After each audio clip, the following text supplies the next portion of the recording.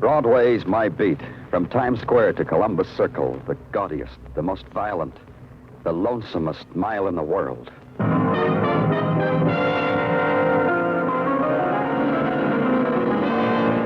Broadway's My Beat, with Larry Thor as Detective Danny Clover.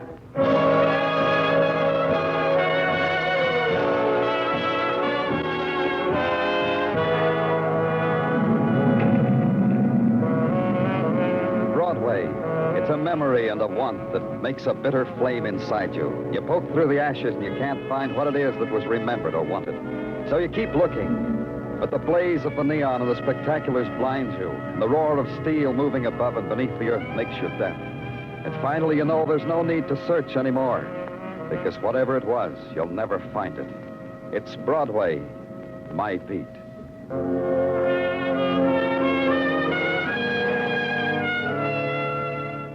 You use the morning hours at police headquarters to tidy up, to dust off the old reports and polish up the new ones. You watch a derelict fly store up a few rays of sun against the time of its winter dying. And then someone opens your door. Mr. Clover, they told me I could talk to you. The woman is about 40. Her perfume is expensive. Her furs are expensive. And the black lizard purse with a jeweled clasp that sleeps under her arm looks fat and happy. But in her face and eyes, something frayed, something pinched. May I sit down? I think I don't feel well. Of course. Here. Thank you. Now, don't look so worried, Mr. Clover. I won't faint or anything like that. Not me. You're sure you're all right? You're quite pale, Miss... Don't ask me who I am yet. I want to save that. I've heard a lot about you, Mr. Clover. Oh? Yes, a lot. They say people can come to you. People like me, if they've got something to say to you. Maybe it would help if you told me who you were. Not now. Later. When I've said you my say. A woman can wait only so long, Mr. Clover. You know how it is. I don't understand. Only just so long for a man she promised to wait for. Then the years keep stretching out like a piece of old elastic, like anything that if you stretch it out too long, it'll snap. It'll break and sting your face. You know how it is. Will you get me some water, please? My mouth is dry. It's really dry. Oh, sure.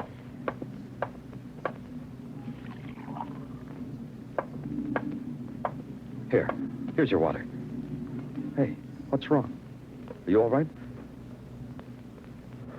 No, you're not all right, are you? Hi, Danny. You don't mind my busting in? Of course you don't mind. Get out of here, Jimmy. I got nothing for you. The hands out in the press room are very stale, very one-day-old, Danny. From you, I want something fresh, something a shock, something a headline. Like, why don't you introduce me to the charming lady? I told you to get out, Jimmy. Get on your hind legs and beg for news from somebody else. Lady, Danny. Maybe the lady will be kinder. How do you do, lady? I'm Jimmy Ames, a reporter for... Oh, the lady's dead, isn't she, Danny? Yeah. Well, you got your news, reporter. Go report it.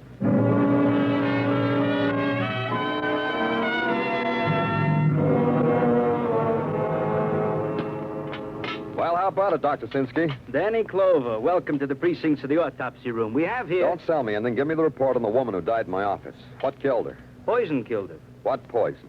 The pharmacological name would bore you. Delayed action type poison. Taken internally kills in 4 hours. She probably didn't even know she was dying. No more than any of us realize we always are. Hi, Doc. Danny? No. You know, I always feel good that I can walk in here under my own power. Hi, Tartaglia. What do you got? Identification on Miss Jane Doe over there. What name?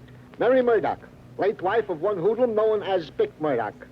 Vic Murdock, Danny. That means something to you? Yeah. Thanks, Tartaglia. It means a lot to me. It did.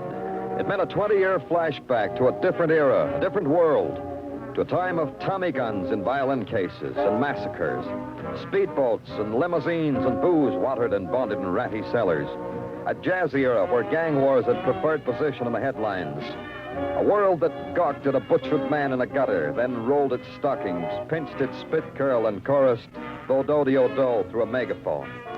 It was before my time on the force. But it was that kind of a world when Vic Murdock performed. Then Bick killed the man, and society wagged its finger, put him in a room, and locked the door. Now Bick was out. Now Bick was circulating. I had to find out where. You bring it. You bring it. Oh. It's Danny Clover, Benny. Mind if I come in? In this crummy room? You want to come in here? In here, Benny. How do you feel? I could tell you. You wouldn't know what I meant.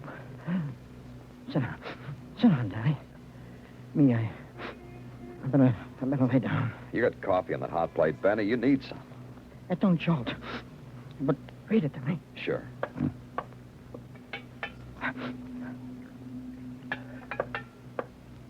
Here.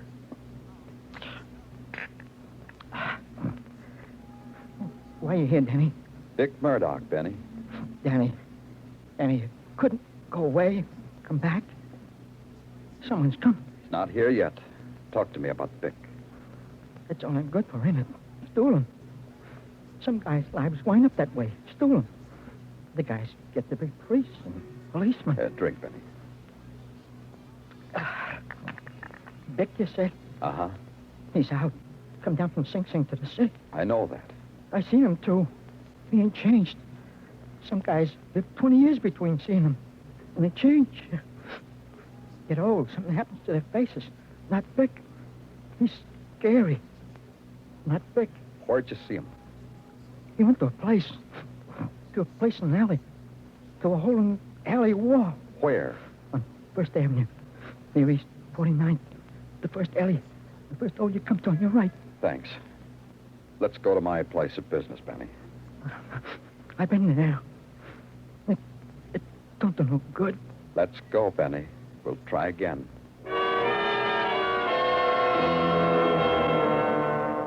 It took maybe an hour to bundle up Benny in his army surplus overcoat, to turn him over to the healers on Welfare Island, to leave him with the unshaped terror and the gray hunger in his eyes. Then to the first alley, the first hole on the right. An eye peeped out at you from a peephole. Splintered voice asked you who sent you. You told them, and a door was opened onto a world you thought was dead. The puppet-like women were dressed in the shapeless sacks that were fashionable for flappers in the 20s. The men they wore in their arms, pomaded and sleek as their patent leather pointed shoes, their double-breasted fawn-color vests. They danced in quick, silent spasms to the music of the 20s. You shook your head because you didn't believe it. Matter, copper, you ain't never saw a speakeasy before? A blind pig you never saw? I don't believe it. What's not to believe, badge boy? Mind if I ask you a question? Why? You mean why all this is like this? Yeah. Ask Bick. To this, even I, the waiter, don't have an answer. So ask Bick. Excuse me. Some Babbitt must be looking for a hot, jazzy time. All right, who sent you, Babbitt? Danny Clover in there. Yeah, he's here. What's that supposed to do to me? It sends shivers up your spine, Gorilla. Open up. Lousy flea. Hey, it's Jimmy Ames. He's a reporter. Let him in. Law says you can crawl in, Crumb. Well, Danny, you... Hey, what is this? I haven't seen anything like this since Eddie Robinson and Little Caesar. What are you doing here? Following you? You going to talk to Bick Murdock? Yeah, but without you. Now the question, waiter. Where's Bick? In the office, down the end of the hallway. I'll go first so I can ask him, does he want to see you? I'm a big boy now. I'll ask him myself. No, wait. Don't buzz him. I want to surprise him. Danny, I'll go with you. Bick will remember me. I helped cut him to pieces 20 years ago. Leave him alone. Get yourself some hooch, Jimmy. They tell me it's scraped right off the boat. Big story.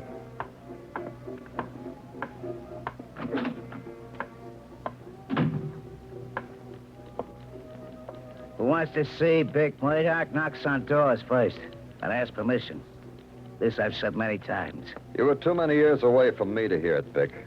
A copper. I smell it from here. Not too close, Papa Vittorio.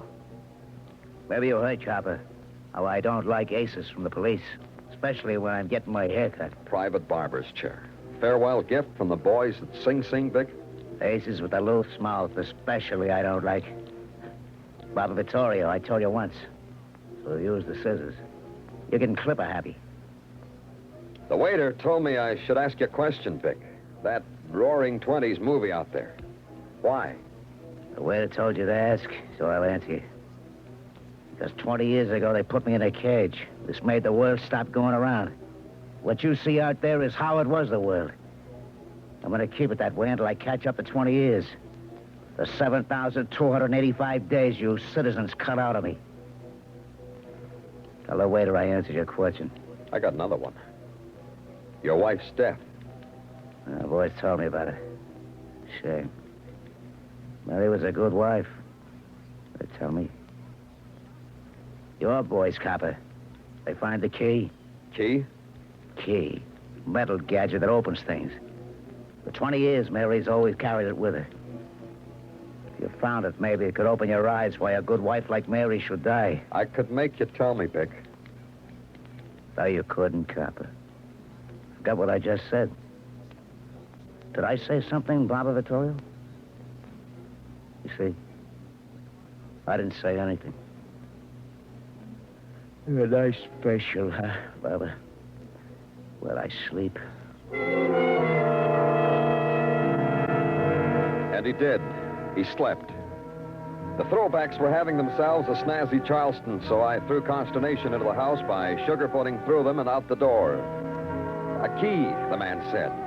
A key that his wife had, the man said, and his lip twitched when he said it.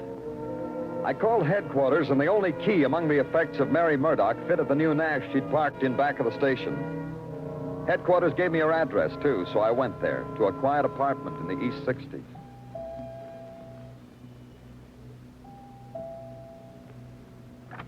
Yes?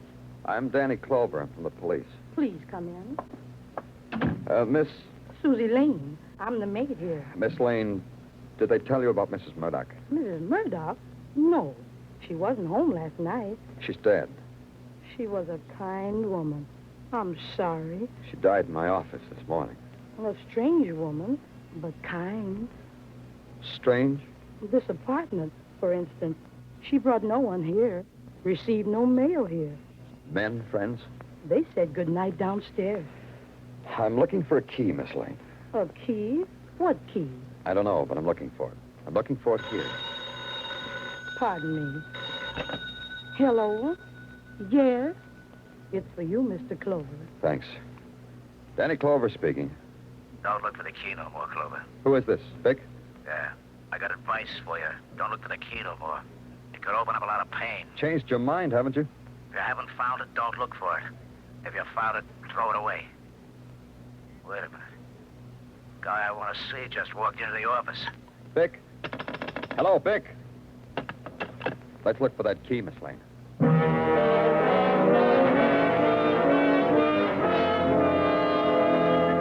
So we looked. Closets and desks, bureaus and cabinets. We looked there. And under mattresses and behind pictures and in jewel boxes. Nothing. No key. It went on for almost an hour. Then it got to be time to go back to the alley and take 20 years off my life. Grand badge, boy. The boss ain't having no more callers today. Don't get conscientious. I'm an expected caller. Boss ain't said a word about you. Show me your warrant. Show you this. Hey. The message, waiter friend. Hey, you can't go in there. Yeah, the boss ain't gonna like it. He'll like it. Murdock, I was just telling your waiter... Murdock. Yeah, boss. This book I'm busted in. Hey, the boss is sleeping like a babe in his father chair. Hey, he ain't sleeping. But he was. Vic was sleeping. The poets would say so. The poets would say something about the long black night and no stars. The black night that is forever. Because death is forever. But they'd have trouble. How do you write a sonnet on a 10-cent ice pick sticking in a man's heart?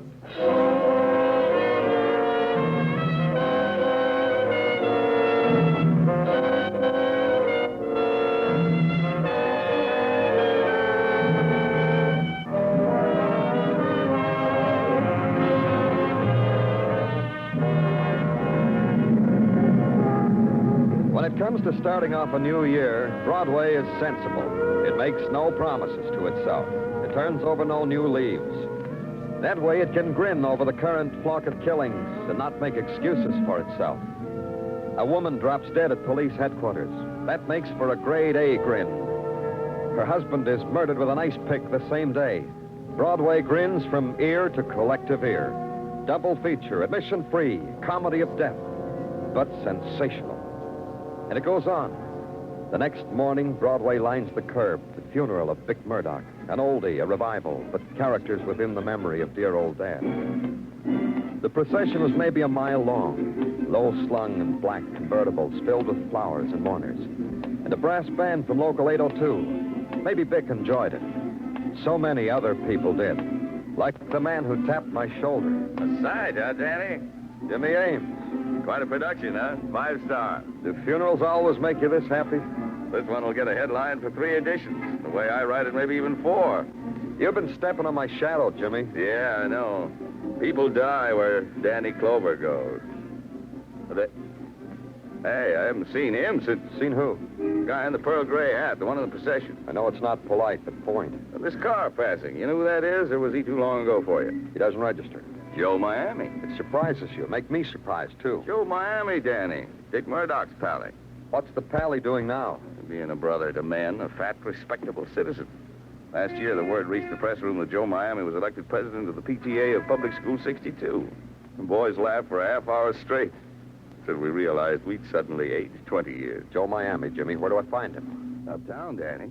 The Gotham distributors. You can find him there, Danny.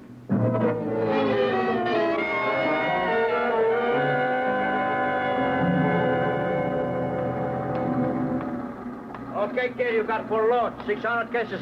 Distribution them. Take off like big wing bird. Joe Miami. It's me. Who are you? Danny Clover. I'm from Don't tell me no more who is. I know. Quite a business you got here, Joe. They could distribute business, not bad. Makes me crummy fortune like old days. But now I pay tax, everything abiding. Someplace quiet where we can talk, huh, Joe? This someplace I got. My business office. Walk with me, Danny Clover.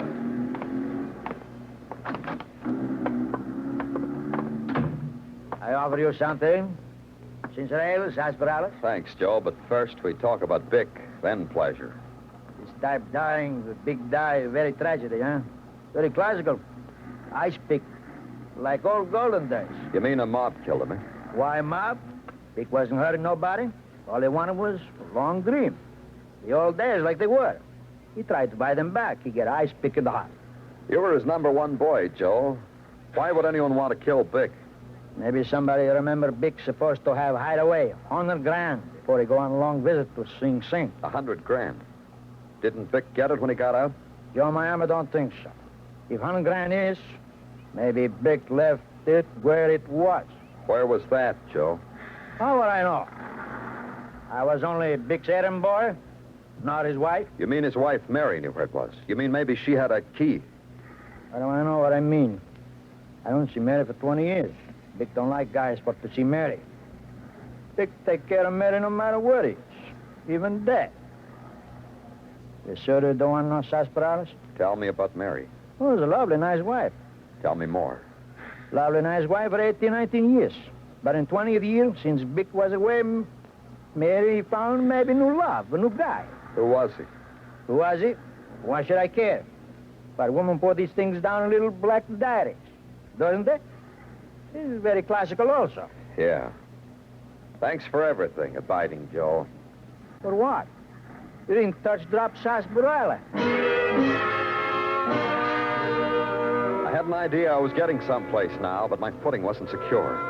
Someplace back down the line, I'd walked too fast, skipped something. The matter of Mary Murdock's mail company who said goodnight downstairs. Maids might know about that. Headquarters gave the address of Susie Lane, ex-maid of the late Mary Murdock. The address of Susie Lane on 136th Street in Harlem. I went there, and the same man stepped on my shadow again. Don't look worried, Danny. You know you can't lose me. Be kind to newspaper guys, I always say. They write such wonderful bits. Somebody going to die again, Danny? No more. That could be news, too. Well, come along. All right, but keep your hand over your mouth. Sure. In here? In here. Miss Lane. Door's open a little. Let's go in. Take your hand off the door. Miss Lane. Come on, let's go in. Hey, Susie. Hey, I told you not to... Look at this place, Danny. Like a big wind lived and died here. A mess. Yeah. What have you got? Blood. A pool of it on the rug. Maybe you're batting 1,000 after all. How'd you like to get battered right through that wall? Yeah? Trouble, huh? You add it up. You're a big newspaper man. Overturned furniture and a bloody rug. Look in the dinette, big newspaper man. Sure. What am I looking for? I don't know. Just look. Nothing in there, Danny. I'll try this closet. Yeah. Danny. Oh, no. When I opened the closet door, she was staring at me. She fell. The door must have been holding her up. Poor Susie Lane. She's dead. Huh? No. Not quite dead. Oh, I'm glad, Danny. I'm starting to worry about you.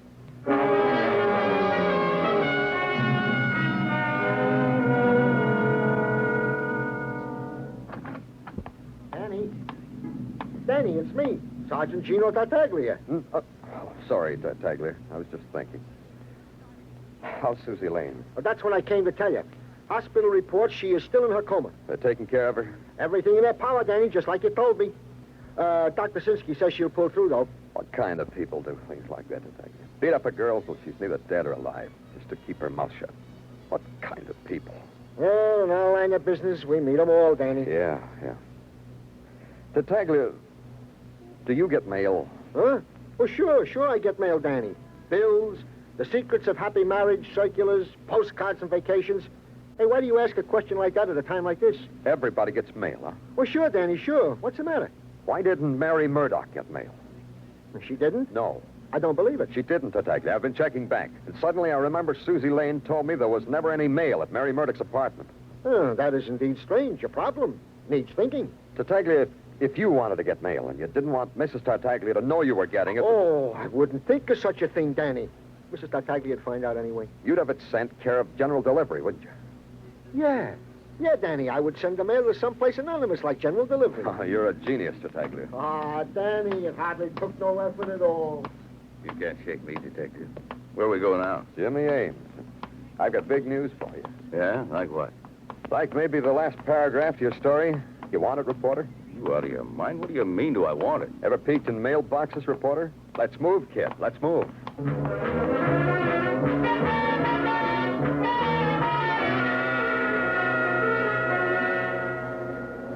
What can I do for you, sir? Is there any mail at General for Mrs. Mary Murdock? Mary Murdock? You're her husband? He's a policeman. I'm a reporter. You're a policeman, sir? Yes. Here. Oh, of course. Well, just a minute.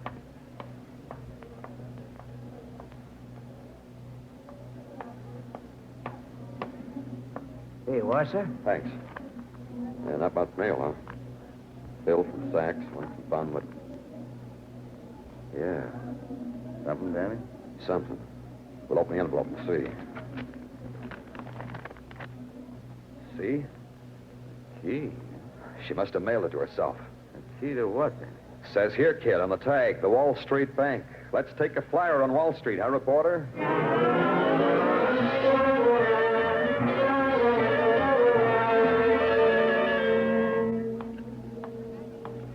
Mr. Brownby says your credentials are in order, Mr. Clover. I'm to permit you access to Mrs. Murdock's safety deposit box. Oh, thank Mr. Bromby for me.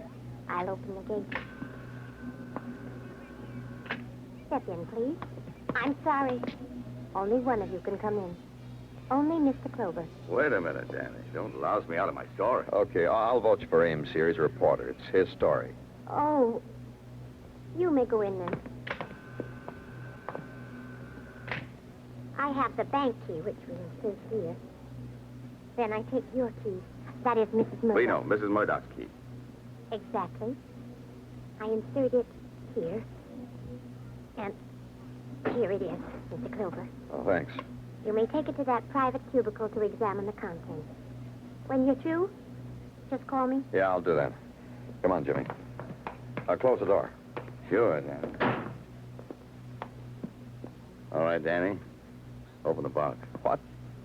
The gun on your back. Does that surprise you, Danny? Yeah. Frankly, yeah. It shouldn't. A big cop like you with a big brain. Come on, Danny. Open the pretty box and hand me the $100,000. Maybe you'll have to kill me to get it.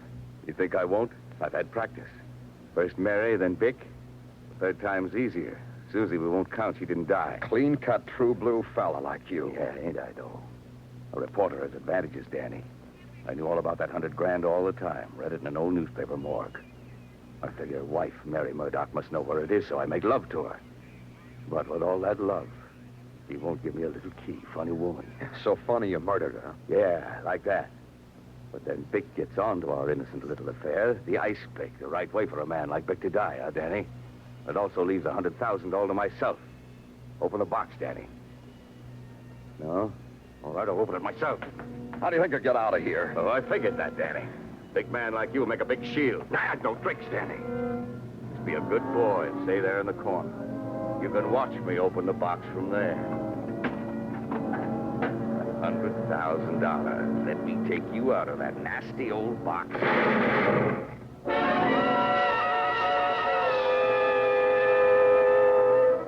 It was a big noise and a big scream. It got inside of me and wouldn't quit, but it had substance. It hoisted me up in the stratosphere and then let me drop 1,000,000 miles. Simple thing like a nun's cool fingertips brought me to. In a while, the hospital let me have visitors. A quiet talk about the death of Jimmy Ames. And at night, I slept my own sleep and dreamed of a fairy story, of Pandora's box. I had reason to. I knew all about a man named Vic Murdock who planted $100,000 with a booby trap, just in case his wife was unfaithful, just in case being away from him for 20 years would make her lonely.